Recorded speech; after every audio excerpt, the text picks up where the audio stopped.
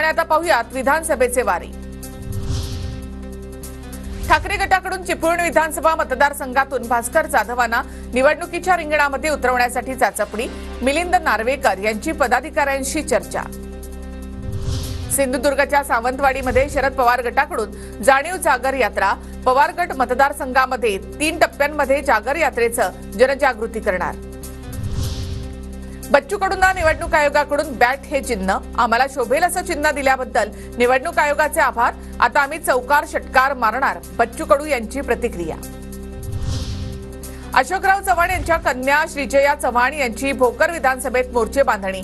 गोरबंजारा भाषेमधून संवाद साधत मी तुमची मुलगी कुटुंब मानून मला आशीर्वाद द्या, श्रीजया चव्हाण यांचं आव्हान।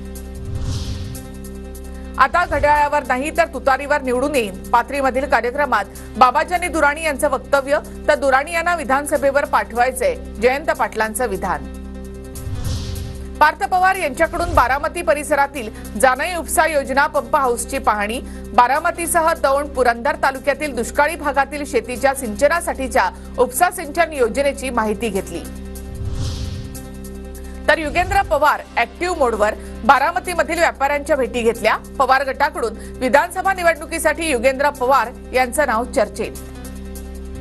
महायुतीच्या चिन्हाचं दादांचं विधान बघितलं तर ते केवळ मतांसाठी, उपमुख्यमंत्र्यांकडून असं विधान होणं दुर्दैवी, अमोल कोल्हेंची टीका।